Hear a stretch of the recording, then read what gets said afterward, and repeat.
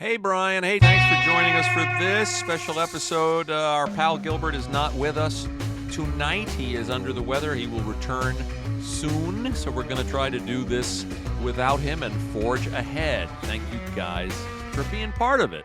Hello, patrons, loyal Gilbert Amazing Colossal Podcast patrons. This is the special December Patreon episode that we're eventually going to put out on social media, but you patrons get first crack at it. And we have two special guests. One guest who's a member of the team, Greg Pear, our Twitter guru and toy collector. You remember we did a show last year, a Christmas toy show. This year we went all out and we got a super expert. We got the toy collector to beat all toy collectors, and that is writer, producer, director Brian Levant, who's been with us before. Hey, Brian. Hello. Great to be here. Thank you for doing this. You guys remember Brian was here maybe about 6 months ago. Brian's the director of Jingle All the Way and the Flintstones and Viva Rock Vegas and Beethoven and many other projects. And he is also a toy collector extraordinaire. Some might say he's obsessed. And he's the author of a book, an upcoming book that we plugged last time. And tell us again the title, Brian. My Life in Toys will be coming out, available in bookstores in September of 2022. A project that I've labored on now for a decade, first shooting piece by piece my massive collection, and then winnowing it down and making it a really great visual piece of work, I think. And it's enormous, both size-wise and Yeah. width. It's almost 500 pages, over 1,000 photographs of great toys, and interwoven with the intersection of my collecting and my career. So fair to say it's a tome. It's a coffee table book, essentially, isn't it? It's the size of a coffee table. The size of a coffee table. Well, and because your collection numbers what, 8,000 now pieces? I wouldn't want to guess. I don't think it's that high. There are a lot of people who can claim that. I'm not one of them. Okay, so you're not as obsessive as we gave you credit for at the top, but pretty obsessive. And Greg is no slouch. He may not be in Brian's league. Who is? But he's no slouch in the toy and game and collecting department. If you guys remember last Christmas's episode, and we are going to play show and tell tonight for Christmas. We've also got questions from listeners for the collectors, for the experts. This is like an episode of Antique Roadshow on steroids. This is fun for me. This is fun. Let us begin, Brian. And I was reading an interview with you, and we're gonna take stuff off Brian's shelves, take stuff off Greg's shelves. But I found this interesting too. That you're not in this. There is no part of this collecting that you do as a business. This is purely sentiment and memories and historical value. Well, judging by what it's taken to put the book together, no, it definitely is not a for-profit venture. No, I wasn't buying things to turn them over. I wasn't buying them as an investment. I was buying things that I responded to and things I loved in the past and things that I couldn't resist: the design, the characters, my affection for the properties themselves. Right. And I'm sorry, but the other thing that goes along with that is there's a lot of people who only collect very limited things and only in the most exquisite condition. I almost would prefer that something was loved and used and has survived. Yeah, tell me about that, because I was reading an interview with you and you specifically cited a Superman doll. You said knowing that a kid had this doll in one hand, he had a Lex Luthor in another hand, it wound up in a drawer for 8 years, and then eventually it found its way to you, and that's part of the mystique. Yes, and but what made that one special was the fact that when the kid put on the S, the decal on Superman's chest, he was holding it upside down. So the kid put it on upside down and had to live with it for the rest of his ownership. I think of that scene in Toy Story 2. You both know the scene where the musical montage where the little girl outgrows Jesse's doll. She outgrows the the Western, the Annie Right. Oakley doll, the character played by Joan Cusack. And you see the girl growing older from under the bed, the point of view from under the bed, and she winds up in the dumpster. It's so Yeah, heartbreaking. yeah, Oh, yeah. Oh yeah, they did that in 4 too. Yeah, did it beautifully. Greg, you're a man after Brian's own heart. You would agree with that, right? I mean, all this hunting and all of this passion that you put into this, it has to be stuff with sentiment. It has to be something that means something to you. It's not an investment. no, and Not like stamp Brian, collecting. like Brian, I'm cheap, so I don't need that 50 mint. If I'm buying something, it's because I'm curious about it. It's something I've never seen before, usually before my time, and I want to be able to see it, have it in my hands, look at it in real life in front of my eyes. And so it could be an open box, like all this stuff is. It doesn't have to be mint and not used. I just Right. want to be able to experience it. And sometimes I do turn it over because I'm done with it, and I'll move it along, make room for more stuff. Right now, my room looks like a Sears wish book exploded in my living room. But all this stuff is stuff. Some of it's sentiment, like that game Gunfight at OK Corral at the bottom of my screen. That's Right. something my father and I played with, and I'd like to have that around in order to use that with my children as well. But That's so sweet. Shooting each other. What a lovely thought for the holidays. Hey, Brian, this is off script, but you're a toy expert, and Greg was the only other person I ever met that remembered this toy that I had as a kid. Yes. And it was like a draw. It was like a shootout game, and it was a guy, and I'll tell you the title in a minute. You shot darts with suction cups at his belt buckle and knocked down his pants. And it was called Hands Up Harry. Was that it, Greg? that was it. It was a target game. That was A fantastic. target game. Did you Yeah. ever hear of that? I have never heard of Hands Up Harry. I can't believe this isn't in the Toy Hall of Fame. Yeah, it was obscure, and I don't think it was terribly popular. But the fact that it's not about killing somebody, it's about humiliating them. It was That about makes it humiliating. funny, you Yeah, know? yeah. You started young. I mean, you say you around 1958. Stuff you found in gumball machines, Stooges rings, Yes, stuff yes. that you related to at an early age. Well, I remember just how insistent I was that on my first two-wheeler that I had the proper Mickey Mouse bell.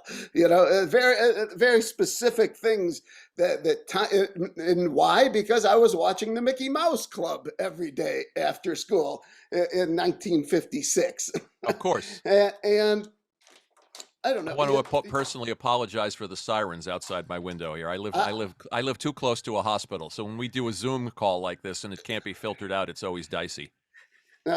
Don't worry. I spent years in Vancouver living in a hotel next to a hospital. Oh, you know the drill. Yeah. You know the drill. What about, I read too, what was it, Robert the Robot? You had a Pluto clock. You had a Morgan the Droopy Dog doll. And I still have all those things. You They're still not got the them all. originals, but I've collected them. My wife, after my mother passed, we found a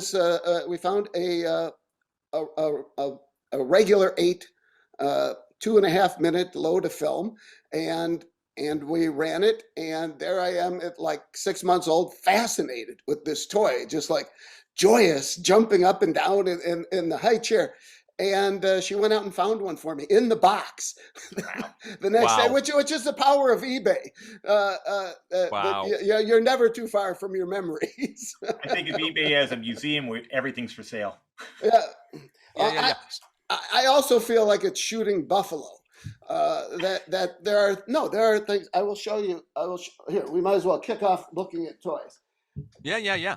This is something that I, as the creator of the Leave It to Beaver revival that ran on the Disney Channel and TBS for 5 years, and a CBS Movie of the Week, and the feature. I got all the comic books. I got the board games, merchandising tie-ins, every coloring book, every Dell 4-color comic, and there was one thing I couldn't find for decades. And it was the Salafield Magic Slate. Remember those? With the pencil, and you draw. And finally, I saw one in 1984 in Toy Shop magazine, which is to Precursor of eBay. Well, to eBay, right, as magic slates are to iPads. Uh, Right. and of course, a little pencil's missing, but I never could get. And to me, the magic of these was that you could never get your parents to buy you another one because they were destroyed in 5 minutes. Thus, I Yeah. can't believe that I finally found one. That is what. Yes, that's one of the biggest drives of my collecting. Yeah, it's amazing Great. that still survives today. Right. You have to appreciate that. That was not made to be here in 2021. That was It made looks to be so used by a frail. kid who was supposed to destroy it in a day and then go buy another one. On the way home. On the way Yes, home on the way from the home. dime store is Yeah, where mine it's usually so funny you picked fails. that up. I actually am starting to collect vintage magic slates because between the three of us and everybody's listening, they go cheap on eBay. You can get them pretty cheap. Not They're the Munsters undiscovered one. pop culture collectibles. Not the Yeah. not the Munsters one, he says. No, not the Munsters. Those recently went for more than I pay in mortgage per month. Yeah, So I yeah, got- no, seriously, I think one was well over $600. Oh, it's one well over $1,000. Oh, maybe it had the I pencil. saw those. Yeah, the magic But, slates are fantastic. I've been picking up a few that just appeal to me. See, now I'm sure we're going to get a new wave of Munsters merchandise. I hope. I'm glad you made that within- segue. I was within going to the- ask you about Munster stuff. I have a fondness for Munster stuff. I know you do. I know you do. And what is your opinion of Rob Zombie directing the Munsters? Aye. I'm a fan of Dan Roebuck, the guy who's playing Grandpa Munster, because he is a monster kid and a toy collector. Yes, he is. Beyond that, I don't know how hopeful I am. But why don't we give him the benefit of the doubt since he's a fellow Munsters fan? There we go. There we go. And I know you tried to develop a Munsters project. Yes, no, for years. and I was, and this was an outgrowth of my work on Leave It to Beaver. The Munsters was not created by, but produced for both its seasons by Bob Mosher and Joe Connolly, the creators of Leave It to Beaver and the longtime producers of Amos and Andy, among many, many other shows. They're quite prolific and incredible writers. And the Munsters was really out of their wheelhouse. Mm-hmm. And as I said the last time I was on the show, a lot of the times, the engine was running a little low on fuel by the time the Munsters rolled into their careers. And a lot of the Munsters episodes are Beaver episodes recycled. I love that. But they did make some great toys. I brought it in a couple of favorites. This, my friends, is the Remco 1960, is that 64, 66? I can't remember. Talking Herman Munster puppet. Of course, none of my talking things work anymore. Let's see, maybe. Sort of. I bet if you slowed that down, it would be great. But it's a really nice sculpt of Fred Gwynn, and it's actually a little different. They also made a standing one, and the sculpt is a little different. And I prefer the hand puppet. And the Munster Mobile, designed by George Barris, Sure. who did the Batmobile, the Monkey Mobile. That's right. And George Barris. and manufactured most of the cars for the Flintstones from our designs. So I brought in, it's upside down, of course, the AMF original model kit for the Munsters coach. That's a classic. It was some really nice side panel graphics and stuff. It's all in there. If you can hear it, but it's never been assembled. But all the pieces have been in modeling collecting. That's fantastic. If all the pieces are still attached to the rods they're poured on, that's what makes it. Greg is going to try to top you. What do you got, Greggy? I'll see your Munsters coach and praise you. One, my mother the car. Oh, a 19. My AMT. Beautiful. A 1928 Porter. That's my mother, dear. Porter. That's my mother, dear. Very good. Yep. He helps me through everything I do, and I'm so glad she's here. And who was the voice of my mother? Oh, well, the great Ann Southern. Correctamundo. Who you messing with, Levant? I love that. I love that Munsters coach. What would something like that go for new? I mean, not new. I mean to buy it now. To buy it now, everybody knows its value. It's in if it's in original condition with the original shrink wrap Right. on it, north of $300, Right. certainly, Right. and probably cost 49 cents at the time. Same with that My Mother the Car. Yeah. Yeah. Not as big a cult. No, that was $20. I got that for $20. I read, and Brian, you would know, I read that Jerry Van Dyke turned down Gilligan's Island to do My Mother the Car. Wow. Well, who did? Oh, but all right. So you're going to go with Sherwood Schwartz or Gary Marshall? Right. Right. That's right. Tell me about this too, something you started to say before that we only touched on briefly, and that's the thrill of the hunt. Yes. It would take you. I remember reading an interview with you, and you said you'd go into some basement in the middle of Wisconsin, and you'd find some Pez dispenser from 1960. Oops, we froze. And now you can, and it was really a thrill to find it. It was like you were an archaeologist. Exactly. Yes, I can see. But in answer, the opportunities don't exist for the All-American Collector Show in Los Angeles is still on after almost 50 years. And I think I've gone to virtually everyone. It used to be twice a year, and it was 2 floors. And there were people from all over the country bringing their best stuff. Mm-hmm. And it was beautiful. And it's still a fine show, and you still see some of the very best of things, but it's shrunk, and people don't need to be on the road to make a living selling things. Their overhead is greatly reduced by taking a picture and posting it, or sending it out to Heritage or Morphe or one of these other places. Mm-hmm. So a lot of, not only is the thrill of the hunt gone, but a lot of that community and that fraternizing isn't. Yes, and I'm almost afraid that the communities judging by the number of scooters that people are on at the All-American Convention Show, I worry about the future of toy collecting. Right. What about you, Greg? I know you'll hit up a show. I know you'll go to the Chiller Fest and you'll collect stuff. I mean, and I know you acquire a lot of stuff online as one has to. Right. What about live events? What on the East Coast that you could tell Brian about? Definitely. Chiller Theater, which is the October Halloween show in Parsippany, New Jersey, is a wonderful place. Lots of great vendors. But when I went this year, very few have vintage stuff that you and I and Frank would be looking for. It's dwindled down. It's a lot more of the newer stuff. Tony and Jerry were there giving autographs. Right. Yeah.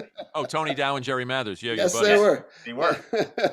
Yeah. But another thing that's sort of a downer is that you can't find a lot of this great old stuff anymore in the yard sales and estate sales any longer, because a lot of the older people who would have had it in their attics or basements have already moved on, either to Florida or permanently. Right. And so it's I know someone, a really wonderful comedy writer, Lon Diamond, who I've done a lot of work with, and he specializes in estate sales and stuff. And for most of these, you get pictures of it in advance of everything that's there. Mm-hmm. And my God, Allison Martino was just at the estate sale at Carol Reiner's house. Yep. I saw that. We'll shout out Allison Martino. She does a lot of good work in Los Angeles. Oh, amazing. She does important things. It should be 6 degrees of Allison Martino, I think, rather than Kevin Bacon today. Yes, and she is the daughter of Johnny Fontaine from The Godfather. So let's shout her out for that, too. We'll go all over the place, and we'll pull more stuff off the shelves, and also I have more questions for you guys. But a lot of these listeners wrote in with toy questions. Okay. Listener John, I remember having a toy in the 70s called Earthquake Tower. It was a giant skyscraper that shook when you hit a button, and with a record that had the sounds of sirens and just general chaos. Any other toys based on catastrophes? Do you guys know this toy? No, I don't. I must confess. I don't know. Maybe I'm sure there's a Titanic board game, though. There must be. There is an ice show. Go down with the ship. No, it's a 70s toy, circa all of Irwin Allen's disaster movies. I believe it might have been a Sears exclusive, which is why I didn't get a lot of distribution. I found I found an image of it online from the catalog, and it looks fantastic. It's made out of cardboard. You build this three-story, not a three-story, but 3 blocks of cardboard tower, and you're given all these little plastic figures, like a little plastic Steve McQueen, fire chief, and stuff like that. And the whole idea is to just simulate an earthquake in this tower rocking back and forth, and then it collapses. Unbelievable. And But that I is have the something- object of the game. It's not a game. It's just like a simulation toy of some kind. However, that question, I saw that question on Patreon. It reminded me of something I have, which I'll show at the end of the podcast so we can go out with a bang. Okay? Okay, here's one for you, Brian, because it connects to Jingle All the Way. Listener Andrew Capone, Johnny 7, OMA, one-man Yes. army, the machine gun / grenade launcher and other offensive capability weapon was my most memorable toy. I ruled Hudson Boulevard and Jersey City with that thing, even without the optional flamethrower. Talk a little bit about that toy, which Well, it in Jingle All the Way, in the director's cut, which is Fox released under the title "The Family Fun Edition." We restored a bit that we had cut where Sinbad does a great bit and acts out all 7 weapons of Johnny 7. I know the scene. And Yeah, they're in the luncheonette. That's right. Right. That's right. And it's not in the version, for instance, that is playing on Disney Plus right now. And I'm sorry that we cut it, and that's why we put it back in, because he was very funny doing it. And it's a grenade launcher, and it's a pistol, bam, bam, bam, bam, and you could fire a machine gun or a single shot. It was a crazy toy, and it's no wonder to me that people who grew up and own Johnny 7s, now collect assault rifles. I bet. It seems like a very logical progression. Disturbing connection. Great. It was 1964, I think. I think then the commercial was great. The commercial was great. Johnny to Peter, Peter to Johnny. Greg, were you aware of that item? No, see, I was born in '68, so a lot of that stuff came and went before I was of the age to be aware of it. My childhood was during the '70s, and what happened during the '70s? The Vietnam War and a movement against violent or gun toys. Right. GI Joe, which I have something over there. GI Joe went from being a soldier to being an adventure team member. You know what I mean? and toy guns were discouraged. And sure, I had water pistols. I had stuff like that. But I even remember an M16 toy gun that you just pulled the trigger and made a rattling sound in that. I remember that. But, my son had one. Right. and Planet of the Apes, brought that back as well. The Planet of the Apes franchise of movies. But the Johnny 7 OMA is a magnificent piece of toy warfare. I have the commercial on my computer in Yeah, no, it's a great commercial.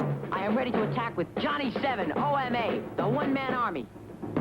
It's 7 guns in 1. Let's count them. 1, it's a grenade launcher. 2, anti-armor gun. 3, anti-tank gun. 4, bullet-firing rifle. 5, Tommy gun. 6, anti-bunker gun. 7, cap-firing pistol. There's no other gun like it. To be sure, look for Johnny 7 OMA, one-man army. I'll have more questions from listeners, but let's keep it going by pulling some more surprise things out. Surprise us with something else, Brian. Okay, I wanted to track kind of licensing and using popular characters as toys. I mean, there are Yellow Kid toys, and there are Yellow Kid timepieces from the turn of the 20th century. But it wasn't really you start getting comic Toonerville Trolley, Andy Gump, very early successful comic strips. And in the 20s, the best toys, other than the ones from Europe, very fancy clowns that danced and things, were cheap. This is the Marx 1928 Walking Harold Lloyd. He's a little stiff. He's a little stiff, but he goes, he changes expression. Wow. And my feeling is that they wanted to make this toy to go along with modern times with Chaplin. He probably turned it down. So they said, well, we'll just do it with Harold Lloyd. We'll give him a cane and he'll waddle. Look at that. like Chaplin. What is the year on that, Brian? 1928. Wow. I didn't know the Marx Company went back that far. The Marx Company is kind of amazing. Louis Marx was a millionaire before he was 25 years old, and he started as a salesman for a company that he quickly absorbed and was really the first to make well-made, inexpensive toys that they were wind-up toys primarily, but he was a pioneer in a lot of ways. He saw the movement from tin lithograph to plastic. He saw the movement from films and comic characters into TV. He saw He's a that visionary. he was one of the first to really large scale electrify toys with big D-cell batteries, so they could do more. And you know, I'll show you later the best example of that. But you know, the licensing from the 1930s. You know, Popeye made his appearance in Thimble Theater in what, 1927, I think. So we're coming up on here. This is a beautiful I'm sure this is not how you pronounce it. J. Chien and Company from, I believe, 1942. And he still goes a little bit. Oops, I'll do that one more time. Yeah, so they made a lot of toys like this, you know, with generic figures as well. But Popeye toys, to me, were always kind of the gold standard, starting, you know, in the late 20s with the Hubley cast iron motorcycles, and moving into the skating Popeyes, and they evolved. I mean, in the 50s, they made great electrical Popeye toys. There's some good Popeye toys in your book too. Yeah. Oh yeah. No, I specialize in the figures, but you know, I wish I had invested in the one that blew bubbles, or the one that ice skated holding a tray of spinach. And you know, I really don't have any more room anywhere. No, my joke is I don't have room for another olive oil. I heard you saying in an interview, I don't expect to live in this big a space for the rest of my life, and at some point I need to downsize and move some of this stuff. And you've even toyed with the idea, you should pardon the expression, donating something to a children's museum, donating some of those items. Yes, but you know, the trouble is, you donate a couple thousand pieces, you're obliged to build a building for it, and that's not my league. It's not going to happen. Greg, pull something fun out for us. All right, talking about Marx. Marx. Yep. Yeah, Brian gave you a segue. So Marx into the 70s went big, and they went into games as well, and they went into plastic. So they had made big plastic games that also took D-cell batteries. And this is something I bought. We're hosting the family over this Christmas Eve, so I bought something to involve the kids. All the kids are teenagers, so I got something like this. And here's the reason why, and I'll show you. I got it right over here. I love it that you're pulling out the 70s toys to entertain your company. Well, something very interesting about Louis Marx. He finally sold in 1972. He sold the company for $31 million to Quaker Oats. Wow. And they sold it 10 years later for $3 million. Wow. Their stewardship was not good. That's quite a come down. What do you got there, buddy? It's a game. Like I said, Marx got into games, heavy plastic games with heavy plastic domes. And this game is called Popcorn, and here's why. And this game's not gonna. This game didn't become popular, and here's why.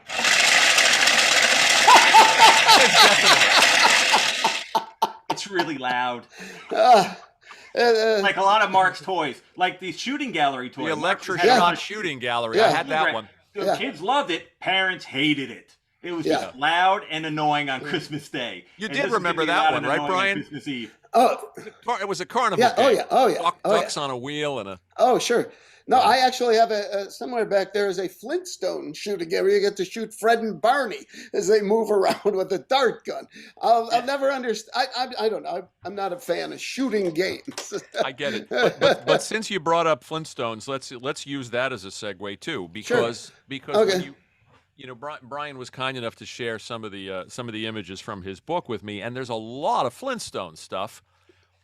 And also for several reasons too. The Flintstones, your Flintstones toy collection actually came in handy in terms of a career advancement.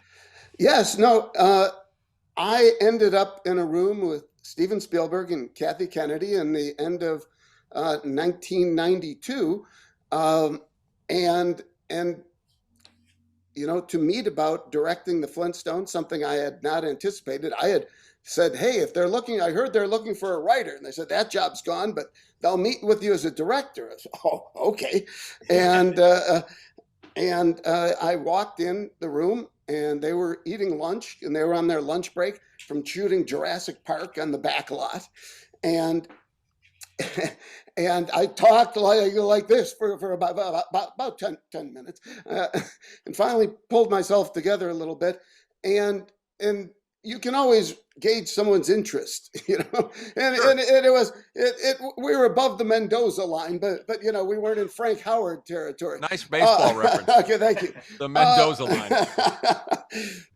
But then I brought in and I pulled out and showed Stephen a Polaroid. That's how long ago this was, of my then very small, very simple Flintstones collection, 25, 35 pieces.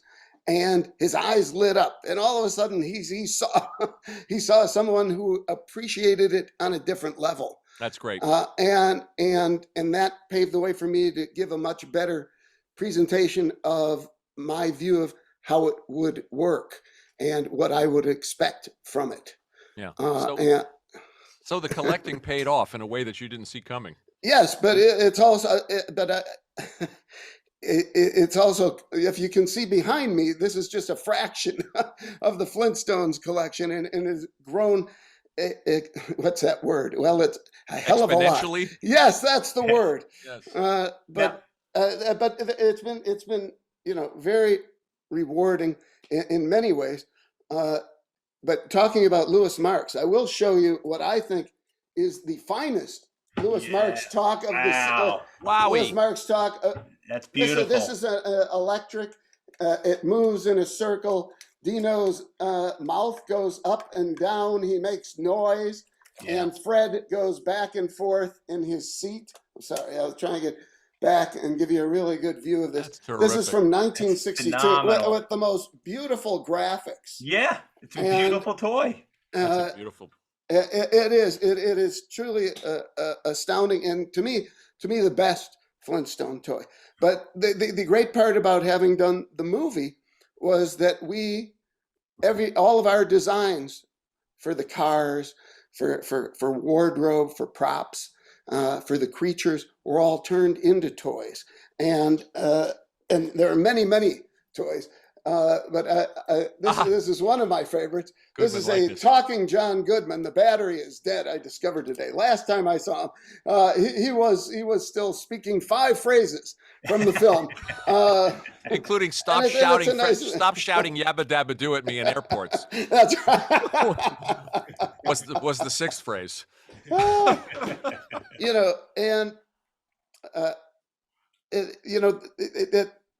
Flintstones.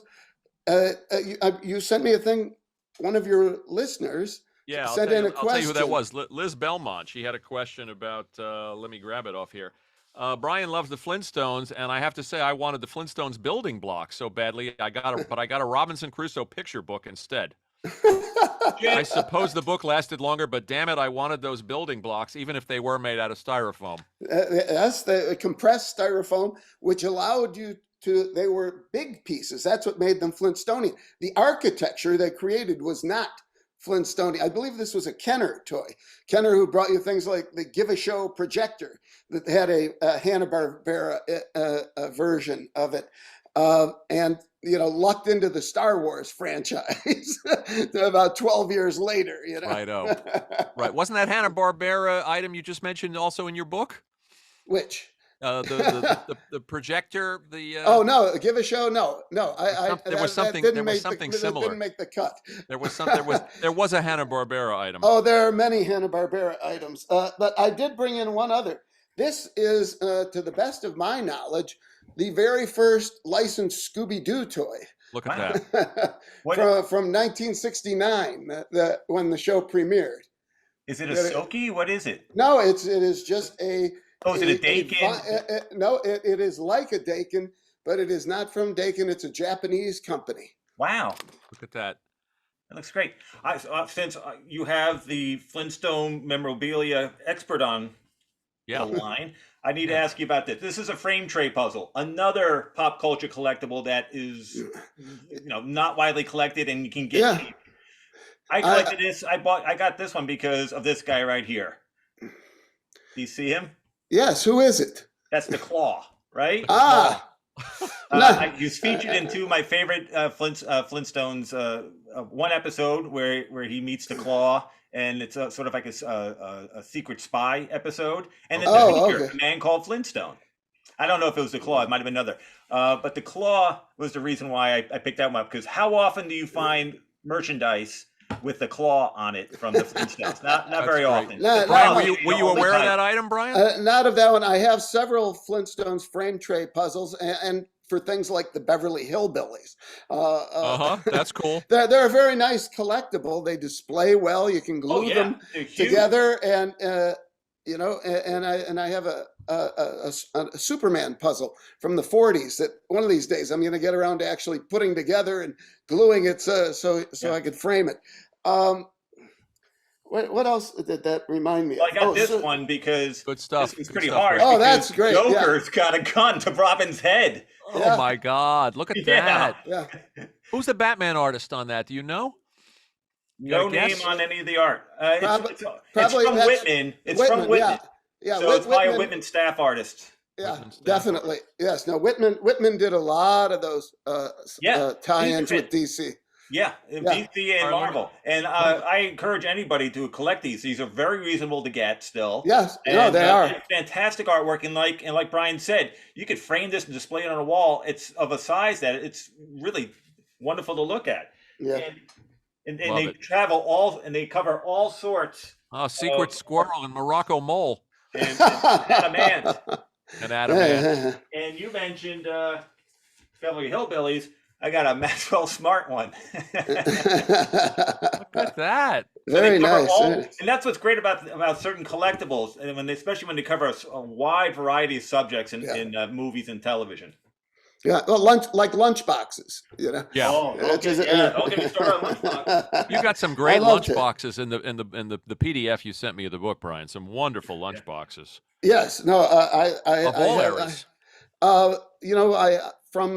From the early 50s, up until, well past the Flying Nun and Charlie's Angels, Adam 12, Hulk Hogan. We get them all. But I wanted to show you a couple of other things that I took the trouble to knock things over to bring in. We appreciate the effort you made.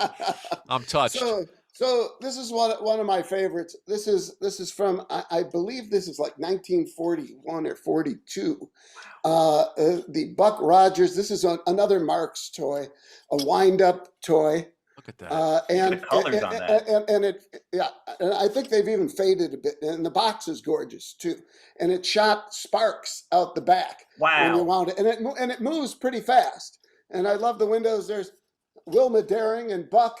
And on the other side, strangely enough, when you look, it's Buck. I can't remember the scientist's name. Arkoff. No, that was Flash Gordon. Oh, you're right.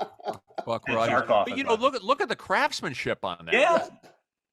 Yes, and very beautiful. So Marx was taking some pride in the stuff they were manufacturing. They did. To me, they were the best American company.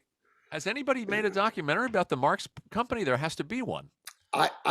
There might be some industrials. What a rich subject matter. There's a new series on one of the documentary channels, like History Channel or something like that are covering various companies. They covered the development of the Hot Wheels toys. They covered the development of Masters of the Universe toys.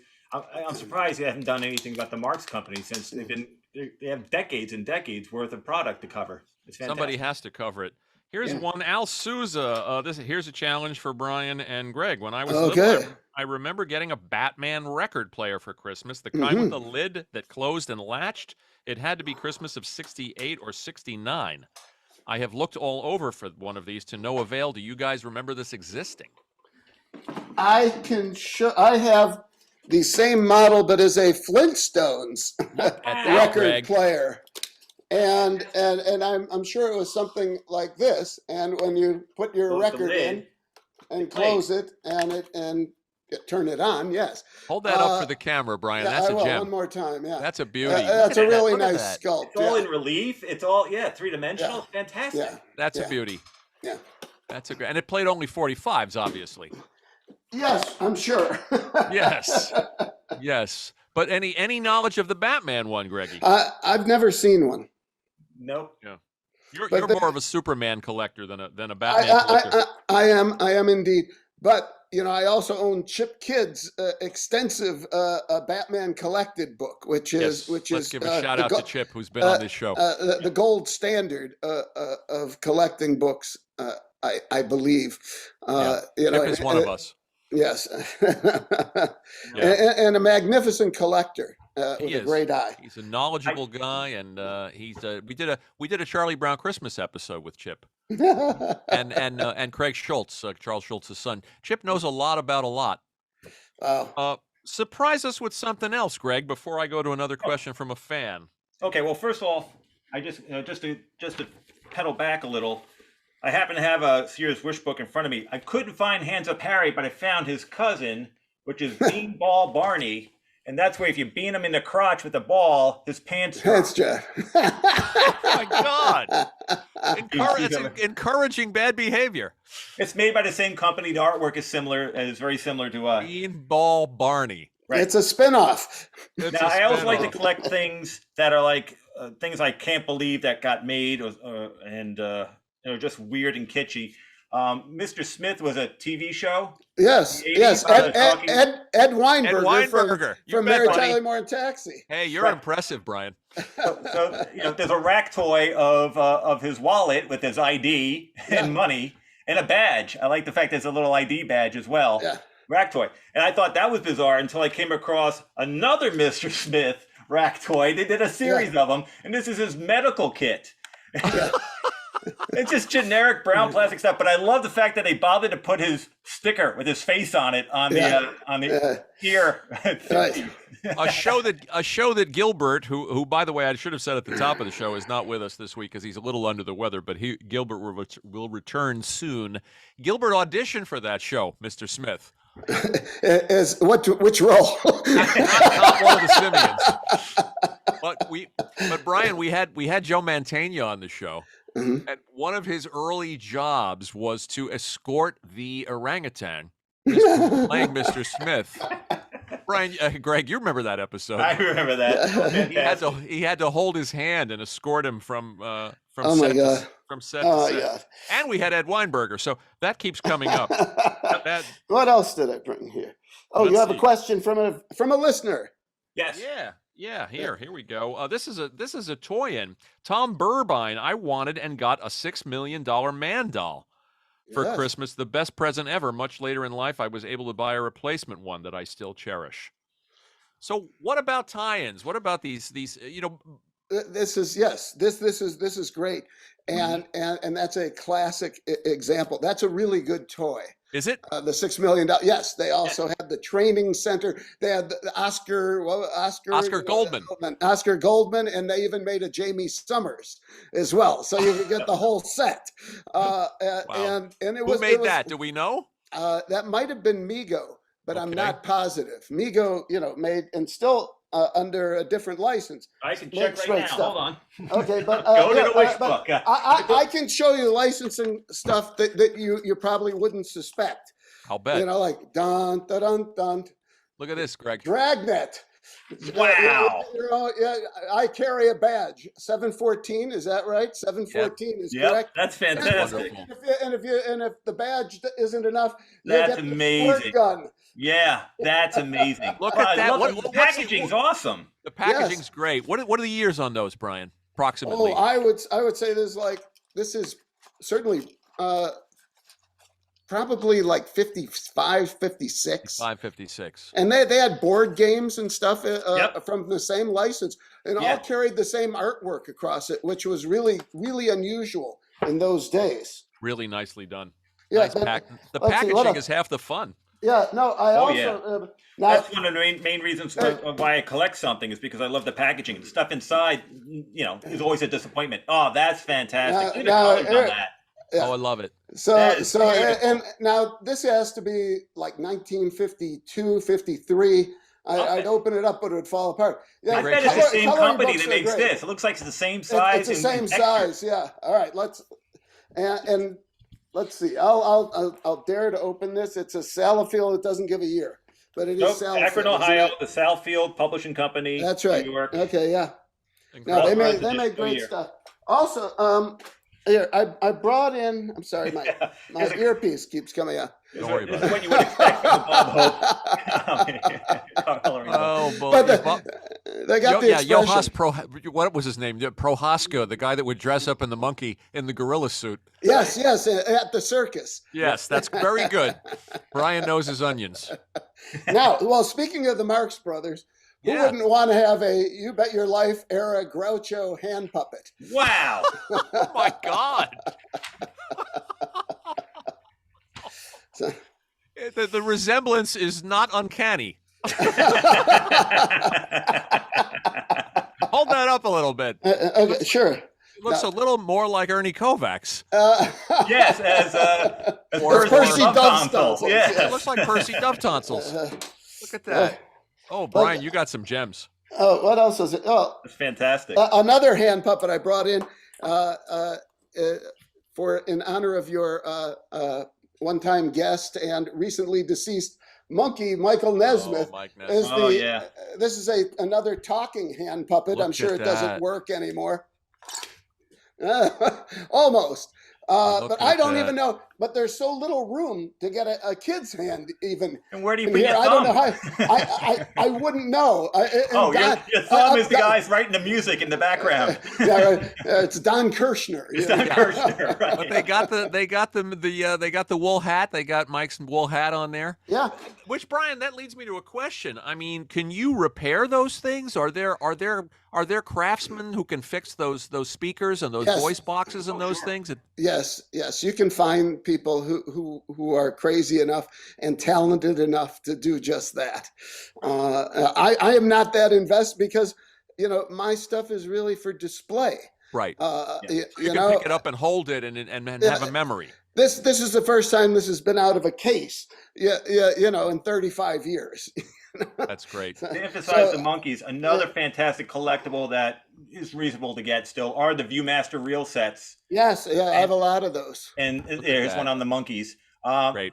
These, related to movies and TVs, and these reels that are done during the 60s and early 70s are fantastic three-dimensional time capsules because the photographer, the three-dimensional photographer, is on set and Right. shooting things from off angle, not from camera angle that you see on the television or the movie, but from the side. So you're seeing boom mics, you're seeing Apple boxes, you're seeing all sorts of stuff. You're seeing the magic behind the movie making or the TV show making. Well, I've got And- the Batman one with Julie Newmar, and Yeah. you can clearly see that the set of the cave Yeah. that Batman's chasing is some kind of not paper mache, but it might as well be. Right.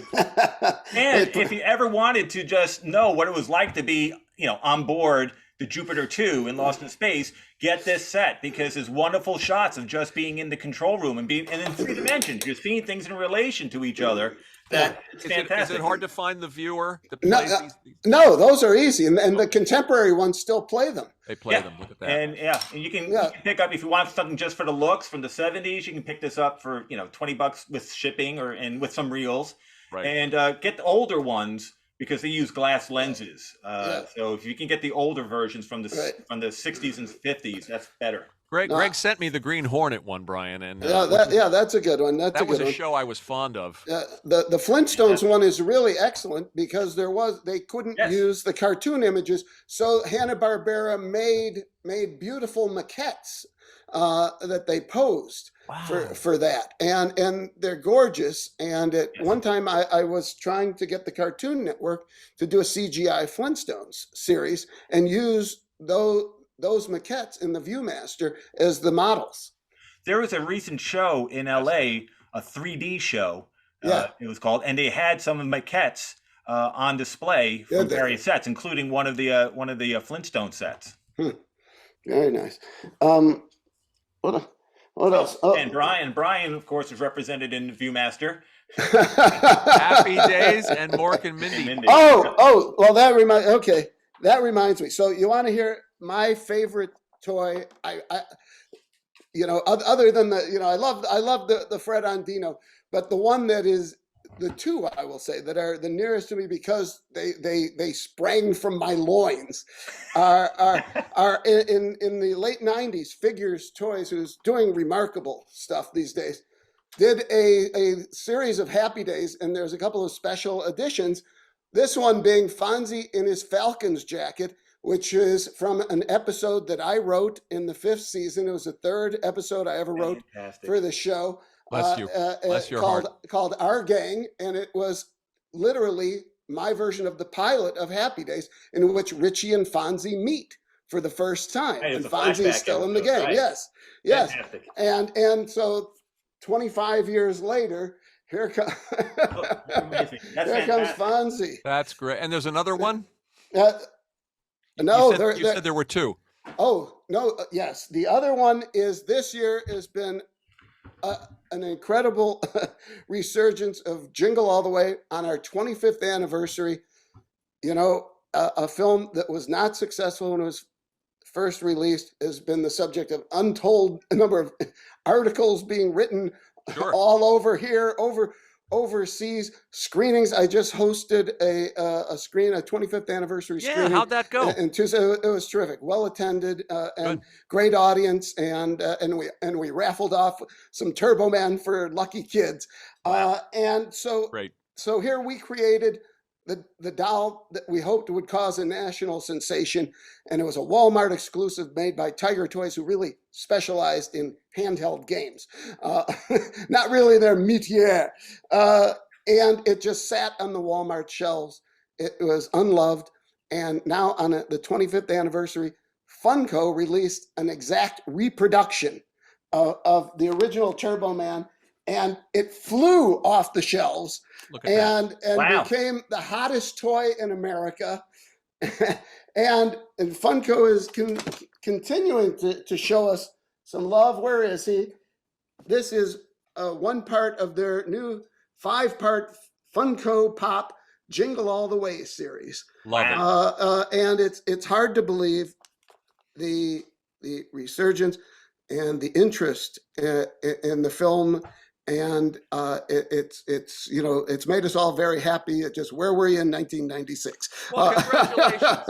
I mean, you know as well as we do that some films gain momentum and they gain a different appreciation over the years.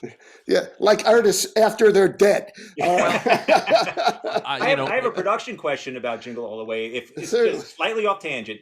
The movie opens in middle of an episode of Turbo Man. Did you end up shooting a whole episode of Turbo Man, or just what was needed for the movie? Because there's a cameo with Harvey Korman and Lorraine Newman. Is there anything more to see? Yes, actually, after the screening in Tucson, I showed every step in the evolution of that scene. We did not shoot the whole. We shot a much fuller scene, but what we learned was that we didn't need to know the story. All we cared about was establishing the character and the action, and the kids love her. And we didn't need all the story. We didn't need to see Turbo Man as a newsman running down the hall, undoing his tie, going into the supply room, flying out the window. That's something I would like to see done. That's something I like to see. Was there a time racer vehicle made as well? Brian?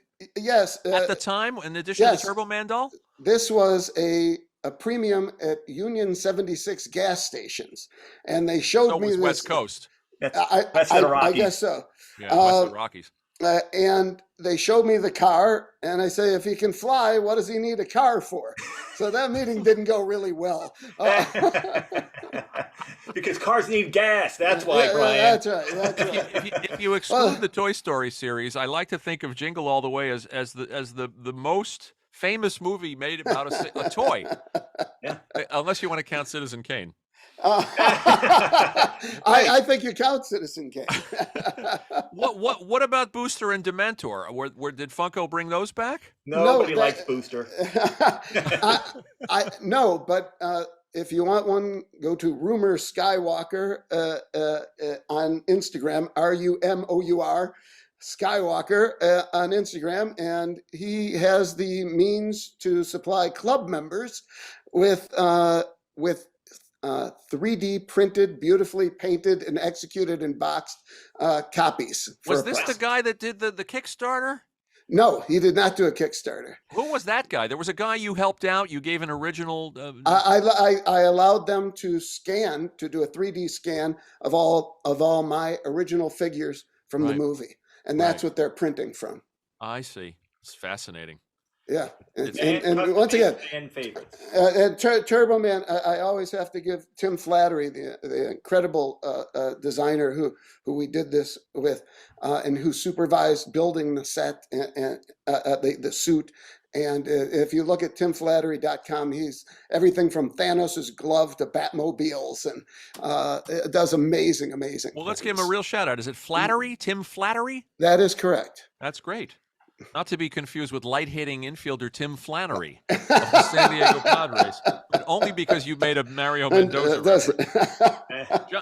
John Larkin, this is a Jingle All the Way question. Hey, Brian, when are we getting Jingle All the Way in 4K? Isn't it? Actually, let me check that. I can check that. There's a Blu-ray. We're lucky it got this far, guys. Right. It could be in the bargain bin at the grocery store for 99 cents. Instead, it's selling out at Targets. And there's some cool Turbo Man stuff in your upcoming book, including Turbo Man breakfast cereal. Yes, that made for the movie. That was made for the movie, so that wasn't produced. No. Okay. See, I would have bought it because I'm a cereal guy. Well, and I'm going to ask you guys about cereal in a minute, but this one is for Greg. Christopher Nelson, I had a few of the Aurora model kits you guys discuss on the show with Gilbert from time to time, which I love. But my favorite was the Shrunken Head Apple Sculpture Kit promoted by Vincent Price. Oh, yeah. Oh, yeah. All that. No. I'm ready for him. Of course he is. Here we are. There it is. There it is. Look at Now, that. Tell him he's not missing much if he didn't get this, because all that's inside, you have to supply the apples, first of all. Yeah. Bring your own apple. Well, that's the way Mr. Potato Head started. Right. With a real potato. You get some craft hair, you get a whole bunch of little white beads for teeth, and this device that you would put over your living room lamp to dry out an apple. They gave you a template to show you they give you a little instruction to show you how to carve the apple to get a face out of a skinned apple. That's really just drying fruit over your 60-watt light bulb. It's sort of like the Easy Bake Oven for head shrinking fun. Yeah. And yet Vincent Price got a check. Yeah. Vincent Price got a check for slapping his name and his face on there. Well, I bought it because of that wonderful box. Yeah. And you would see this in advertised in like Famous Monsters magazine. Yes. And I think there was even a commercial for it too. Yes, I remember the commercial. Scooby-Doo? Yes, Vincent Price, I think, liked money. Yeah, I can imagine. Here's another one. Scott Macklin, being a kid in the 60s, I was only 7 or 8, and the toy I wanted the most and finally received was a voice-activated robot commando. Wow. Does that mean anything? There is a time when voice activation kind of stuff was very cool, and it's basically like a theremin. It hears it and it activates it.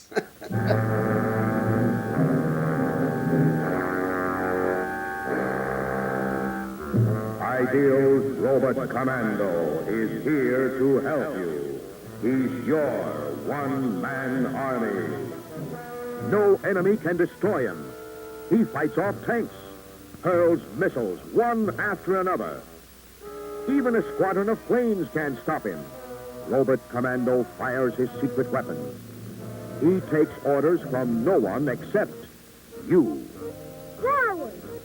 Ideal's Robot Commando is battery operated to obey your command. Adjust the control, speak into the microphone. Left! Fire! Ideal's Robot Commando is here to help you. Look for your Robot Commando. He's looking for you. I remember when my son was very little, the thing that actually quieted him once, the only time in his life, was it was very light. It was a Big Bird, and you put a cassette in the back, and it was animatronic to the degree that the mouth would open and close and the eyes would move in conjunction with with the story that Big Bird was telling. And Teddy Ruxpin was the same kind of toy. Yep. And there, that generation kind of grew into handheld video games and finally onto PlayStation 5 consoles. Yep. It really evolved. Funny you mentioned Teddy Ruxpin. Frank G. As a kid in the 80s, I asked for a Teddy Ruxpin doll and all the associated characters. My parents got them, but every single one of them had an issue with the built-in cassette deck and the mouth moving. They returned and exchanged so many of them, they basically gave me the choice of returning them outright or keeping them as expensive and heavy friends that could not speak. Would love to know if all of the dolls had issues or it was just my bad luck. I think maybe too many Teddies were made. What's it? Never mind. No, I don't remember. We had a Teddy Ruxpin as well, and I thought it worked well. I think his parents were sabotaging him. Okay, here's one. Carl Mayer. This is one for the toy detectives. Perhaps I inadvertently invented a toy in my dreams, but I recall having a toy piano that was air-powered like a melodica, but you did it with a balloon that went onto a nozzle. You'd pump up the balloon, and then the air and the sound would come out when you pressed the keys. Would Brian or Greg have any sense of this, whether this was real? I remember this vaguely. Vaguely having seen one at someone's house. It's too specific not to be real. I mean, he's got the physics all worked out and everything. But the question is, how long can you play with a toy like that? Right. Once it does it once, is it gone? Is it over? David Warhaftig, I got the Major Matt Mason Space Bubble and Space Crawler, but I really wanted the giant space station. You all remember Major Matt Mason, right?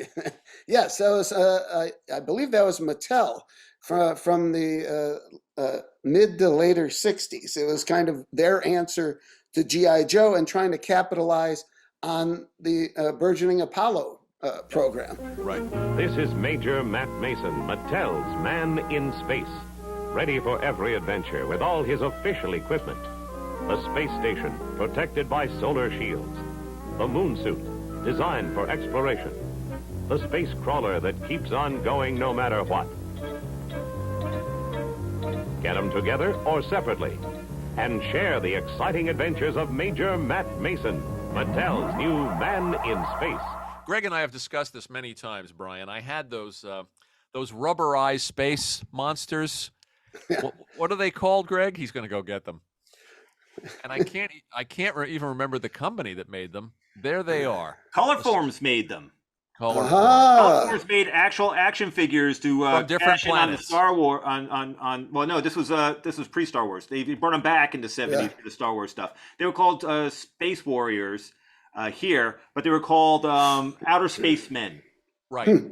And that guy on the left is from Venus, and the purple squid guy was from Neptune. They all had a home planet and a different gimmick. Yeah, well, the one with two heads looks suspiciously like the two-headed guy from the Twilight Zone. He does. Outer Spacemen, Colossus Rex from the giant planet Jupiter, Astronautilus from beneath the seas of Neptune, Alpha 7, the man from Mars, and their interplanetary companions. 7 bendable, flexible figures from outer space, complete with their own fantastic super weapons guns, and detachable space helmets. They're here now at toy stores everywhere. The Outer Spacemen, brought to Earth by Color Forms. Greg sent me some Green Hornet color forms, which last Christmas. Ooh, Made that's me very happy. Green Hornet stuff. Very, very valuable. Look at Very that. valuable. Look at Oh, that. yeah. Why is that? Because the show was so short-lived and not a lot was produced? I think mostly Bruce Lee, and Oh. the fact that it was, it came on Batman's heels, and it was Correct. actually a better show Yeah. than Batman. When you really went an apples to apples comparison, In many ways it was. it was, and and still, you also have the Green Hornet, who was the great nephew or something of the Lone Ranger. Yes, Britt Reed. Yes. John Reed's great nephew. Also, That's it, yeah. also remember, it had a life before Batman with the radio show Right. Sure. and movie And serials, serials, yeah. and as well as Pulp Fiction. So Gordon Jones, who played Mike the Cop in the Abbott and Costello series, the bumbling cop, was the voice of the Green Hornet on the radio. Huh. wow. Little trivia for you guys. How about that? But something that jumps out at me from your collecting, Brian, is food. Those wonderful Happy Days knee-high sodas. Yeah. Those, the Batman Slam Bang vanilla ice cream Yes. from the 60s. Those are the things that jumped out at me from the book, and some of my favorite things that I think when you actually put the book out, people are going to be jazzed by. Well, I love advertising figures and have dozens and dozens and dozens of them, and I also collect figural mugs. If I know you're going to ask that, I would. But the only ones I did bring, just as an example of how to make breakfast fun for a 4-year-old. Well, you can have your Porky Pig plastic mug. No doubt that there was a bowl that Look went at with that. this too. Oh, a bowl Yeah. that came with it. Yes, yes. And, lenticular eyes, too. That's right. And I have a lot of them with lenticular Jiminy Jiminy Cricket, Cricket, yeah. Look at that. and Captain Kangaroo, Mickey Mouse, clowns, all kinds of ones like that. And I also collect, the ones from advertising. Tony the Tiger, the Trix Rabbit, Yeah. Roy Rogers. Got a lot made of that in there. beautiful one in the 50s Greg. from Greg knows my Quaker. obsession. This is actually I just got this from the pantry because it's Well, still on and store Quick, shelves. yeah. Yeah. No, You got some great food items. You got that Hopalong Cassidy loaf of white bread Yes. in there. And those the I funny have face Hopalong mugs. Cassidy. I'm sorry. I have Hopalong Cassidy hair tonic. Yes. Now, how would you know if he wore hair tonic? He never took off the hat. Cowboys So are known for for their you- hair. This is a larger point. For you, it wasn't just toys and games. I mean, you got postcards, you got cereal boxes, you've got soda bottles, you've got highway signs, all kinds of, what do we call it? Americana. Pop culture in its entirety, Yeah, and entirety. everything that it encompasses. And it's my mother.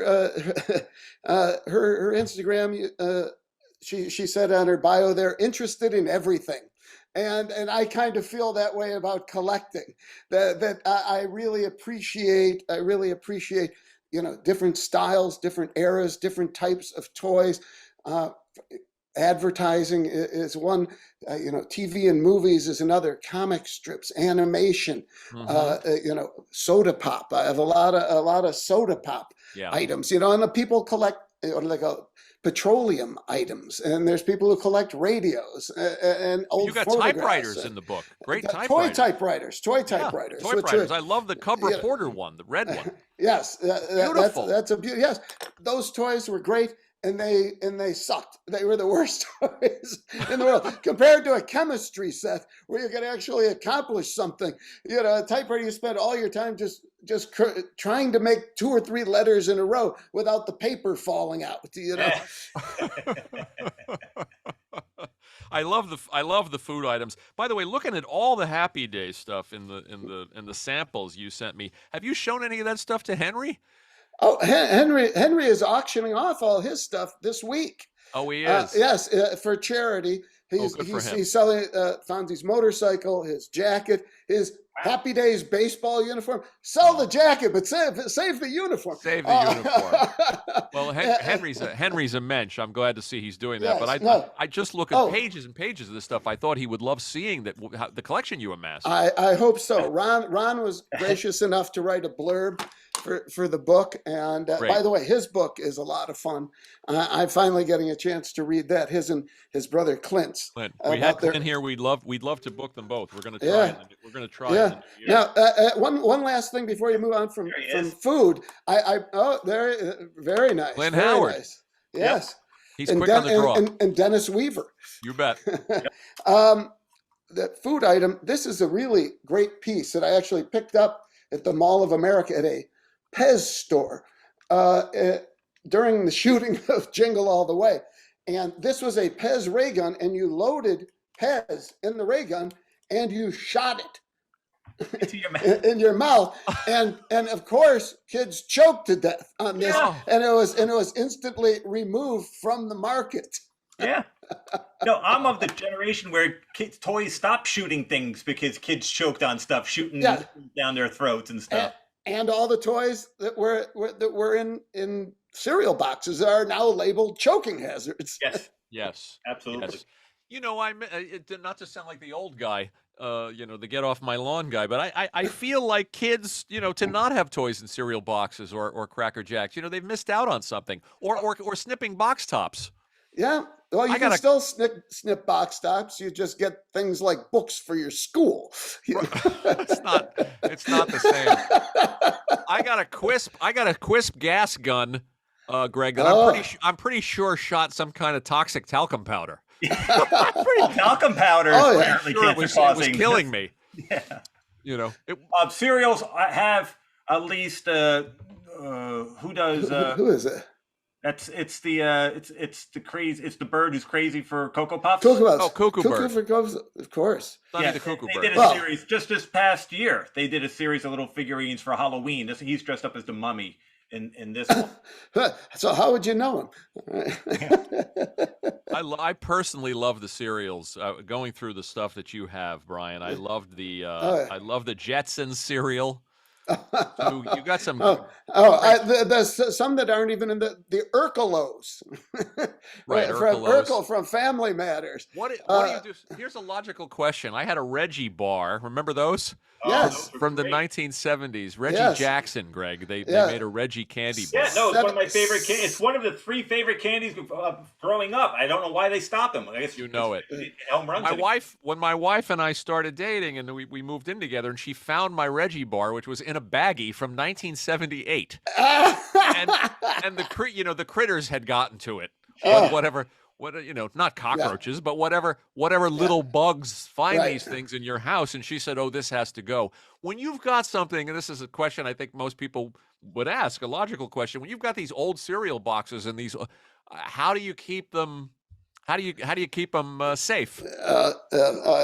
Father time is never lost in the long run.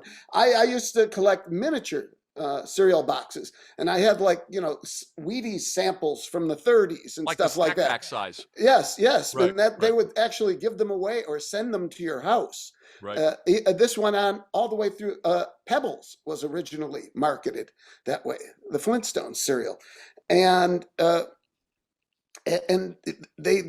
mites, whatever microscopic mites. I guess beings, they're mites, yeah. Finally drill teeny holes in it, and you don't even want to touch it.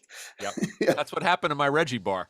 Yep. Most people tend to dispose of the perishable parts of their collectible. Well, no, a lot of the cereal collectors, they take out the cereal and they just fold the boxes up. Right. I'm not that smart. Here's a question you guys have been asked 1,000 times. Mason Wood, is there a Holy Grail toy out there that has eluded Brian over the decades? I found my Holy Grail, the Beaver Salafield Magic Slate. It was the Beaver. Yes. One. Okay, Greg. Yes. Greg, same question. If you're within earshot. I recently saw on eBay a Hawaii 5-0 board game that I never knew existed. And the graphics and the design of it is so fantastic and beautiful. It's definitely made my want list. Yeah. Okay. but I'm gonna I have got to wait it. till I can find one that's affordable. First time I ever saw one in my entire life. Now, What's he got here? as long as we're talking about, this is not a board game. This is a play set. And I can't open the whole thing, but let me Love it. that is the inside. But this is the panel that exposes the title of the show, and you get, along with this set, beautiful drawings. You can see the character design. Yeah, Reggie Van Gleason and the right, the honeymoon. They do all the honeymooners characters, and they do the sets. It's a beautiful rendering of the honeymooners set, and you have on magnets these characters, and it also comes with scripts. Wow. And tickets, and very official looking CBS presents the Jackie Gleason show featuring the honeymooners. I love it. It's a great set and in beautiful condition. And there's several Gleason. Somebody you wouldn't suspect had a lot of merchandising, but he did. No. I have a 28-inch doll and other games and kids' books, records, all kinds of things. That's fantastic. Have you seen that Gleason thing before, Greg? No, and it's beautiful. It's absolutely beautiful. Crazy Guggenheim not included. What's the year on that, Brian? This is before the honeymoon. Actually, does it say? No, that's from Utopia Enterprises. That was Gleason's company, wasn't it? I believe so. Yeah. And here's another one you wouldn't have thought there was much merchandising on. Ed Wynn in the 40s is the Texaco fire chief. Wow. I wish Gilbert was here to do his Ed Wynn. That's perfect. and here's another piece of Ed Wynn. Look at that. Look at that. Not as loud as it was in 1943. What is it, a rattle? No, that's woo, woo, woo. Oh, right. It's fire like a engine. whizzer. Yes. Yeah. You remember the Texaco fire chief? That was Ed Wynn's character. Really fantastic stuff. Do you have anything, Brian, in your collection beyond that's of the objects, like original production art or original, from the manufacturing process of any of these items? Yes. For the Flintstones in Viva Rock Vegas, we teamed up with Bronto King, and they took from our designs. They made a whole line of Happy Meal style toys. And I have all the maquettes of those. I have the maquette of the original Turbo Man as well. I have from Casper, which I did a lot of the writing on with a group of people. I have one of these rubber things. It's very brown now, but that they actually used to shoot on video, so they could place Casper in scenes and look at it and see how it was working before they went to ILM to do the CGI. Wow. But that's a whole different level of collecting. And I did have, but I got rid of it, a very early maquette of Roger Rabbit, not significantly, but quite different from the form that we know him as. Mm-hmm. That's also very cool. Two last questions from listeners. This is Hal Weaver, not Dennis Weaver. Two toys I loved as a monster kid in the 70s that these gentlemen may know. First was the Thing Maker Creepy Crawlers by Mattel. I was obsessed with getting more and more of those cool metal molds. And the second one, also by Mattel, was something called the Strange Change Machine. Mm-hmm. Does this mean anything? Yeah, well, certainly the Monster Maker does. It was sort of the same concept as an easy bake oven, except you poured a gel into a mold, and then you heated it, and it solidified, and you had a sticky rubber spider or face or something like that. And the other one I've heard of. I can't picture it though. He says the box art set my head on fire. It totally itched scratched my mad scientist itch. Yeah. Those toys, your hair's not the only thing those toys can set on fire. That was Were they dangerous? Very impatient children grabbing hot metal plates got burned. Yeah. Fingertips. No, hey, I still don't understand. Remember wood burning? Yeah. Yeah, where you get a pen that heats up to 600 degrees and say, here, touch it. See if it's hot enough for me to use to your There you little go, Johnny, brother. burn some wood. Last question, Stuart Wallace. He says, I appreciate the 25th anniversary of Jingle All the Way, but no mention of the 30th anniversary of Problem Child 2? If I ran a toy company, I would certainly have a line of Problem Child And toys. Scott and Larry would buy them. I would. And Gilbert. Yep. And Gilbert. Okay, one last show and tell from each of you as we run out of time. Okay. Okay, Brian, you go All right, first. I'll go first because I got nothing left. I broke so many things getting stuff out of shelves. I feel terrible. In my excuse me, my Beatles collection, I actually broke Ringo's cymbal bringing this out. But this is the yellow submarine from Corgi, and it rolls on wheels and is just beautiful. You see, I think it's George and Ringo in the front and Paul and John together in the back. And when you go underwater, the boys go inside and it's off to Neverland. Corgi stuff is fantastic. That's got to be worth a pretty penny today. I remember having a Corgi Batmobile that was just fantastic. Oh yeah, and very valuable. Actually, there's a Corgi Batmobile that tows a bat boat as well. I had it. I think I had the original, and Shot it's gone. little red missiles from the back, which kids shot down their throat and choked, and They They thought it was Pez. One more from you, Greg. One special one before we get out of here. What's that Batman thing? Although I won't make you pick that. Okay. Okay. Excuse me. Well, if kids didn't want to burn wood, then they can trace pictures. And this was a Batman traceograph, a plastic light table with a standard light bulb you screw in underneath, and they give you model sheets, and you can trace and create your own comic strips and comic scenes with this. Right. Yeah.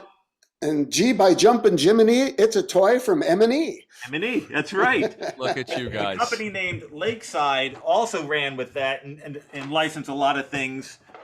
Is a James Bond electric drawing set, same principle, plastic light table, giving you model sheets. Yeah, And, they had a lot of those. Lakeside just makes educational toys now. Yep, they failed us. You can do laughing. You can do your own laughing. Terrific, sensational. But guys, the last thing I want to show, go ahead. it was that earthquake tower toy reminded me that I owned something that's a game, and I'm just going to pan over there. Can you see that? Can you see this tower thing here? I'll just stay right next to it. Yeah, I see it. See this tower here? Yeah. This game was called Careful, the Top Tower game. What happens is this: you build a tower. There are these trays with colored dots on it. You spin the spinner, and you have to pull out a girder on that color. In fact, I got to pull out the red girder for 10 points. So it's like Jenga. A little Jenga concept. Yeah. And I have to go around, and I have to pull out a red girder carefully. Now, there's a bell at the top that dings when things are shaking, and you got to carefully take it out and not manhandle it. Here, let me try this one. And there you go. Look at that. And if you're not careful, and let me tell you, there's no winner in this game. There's only a loser. And yet it makes less noise than the bubble thing when it collapses. Brian, let's talk about the 25th anniversary of Jingle All the Way. You just had a screening. Hopefully there will be a 4K at some point. This is a film that is becoming a Hollywood classic for a lot of people and gaining fans with every passing Christmas. I know it's. So the man who sadly forlornly kept his Turbo Man in the garage for decades has reawakened. That's right. No, I didn't want to look at him. I have the 24-inch beautiful Turbo Man from the parade. There were several made. I got to keep one of them, and for 20 years it sat in a well padded box in my garage on a shelf, and finally people convinced me through their affection and growing affection for the film to bring him out and look Good. at him every day. And as I say in my book, we had a lot of catching up to do, and it's been very rewarding for everybody Good. involved in the film. And you know, the toys will out. Yes, absolutely, absolutely. You make films about things you care about, and the book. We opened by talking about the book, but let's close by talking about the book. It's due when? It will be available for pre-sale, hopefully early this coming year, and from G Editions. And it's going to be, it's really, I have to say, I believe it to be really wonderful and different and unique. My Life and Toys. Yes, and why don't we shout out your brother-in-law who did some wonderful photography? Joe Pellegrini, one of the top tabletop commercial photographers in the country. And bit by bit, box by box, he shot the whole thing, and we're still working on it together. And it's been the endeavor of a lifetime. Oh, congratulations! I've only seen it in PDF form, and it's beautiful. I can't wait to hold the book in my hand. Thank you. Congratulations, guys! This was a blast and a great little Christmas episode for us. Yeah. And let's do it every Christmas. Yes. Sure. And with Gilbert. with Gilbert. Yes. Gilbert would definitely have enjoyed some of these toys, especially the monster stuff. Oh yeah. and that great green ghost game. What's that? I have a question for Brian. I've been curious the whole time we've been doing this. That bust of Fred Flintstone behind you in yellow. Is that made out of butter? No, that is plastic. Not. They made that in several different colors, and it was a store display. They were filled with Flintstone socks, circa 1994. Wow, that's an elaborate packaging for socks. I love it. It's a store display. It's a store display. Oh, store display. Gotcha. Yeah. It's fantastic. You got to, you should open your home. What's that? I'm sorry, Brian. That's a nice parade mask along the same lines. You should open your home to the public at some point, like Fari Ackerman. Yeah. except the people that he invited over had sticky fingers. I was going to say I'd be happy to drop by and see what you got. Greg and I will be over next Christmas, and we'll do one from your rec room. All right, great. Gentlemen, this was great. I appreciate our listeners will appreciate this. Gilbert will appreciate it. Let's get working on those Problem Child 2 toys. Call Figures. I'll call Figures. What the hell? I'll call Figures. There hasn't been a Gilbert action figure yet. This is wind-up Peabody. No, Gilbert should be the talking figure. Oh, good. Yeah. Gilbert will be the actual talking figure. Yeah.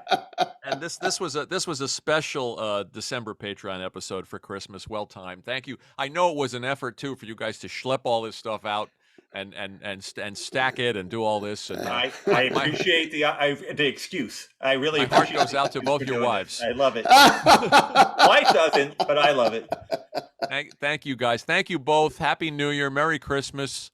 Merry Christmas. Happy holidays. Keep the collecting going, and let's do this next year too. All right. Take care. Brian, we'll see you soon. And thanks for the time, both of you. No problem. Bye-bye.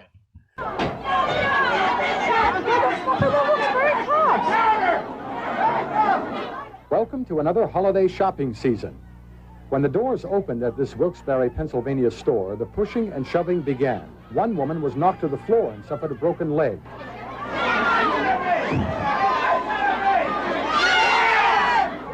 This scene has been repeated in hundreds of stores across the country that advertise the Cabbage Patch Kids.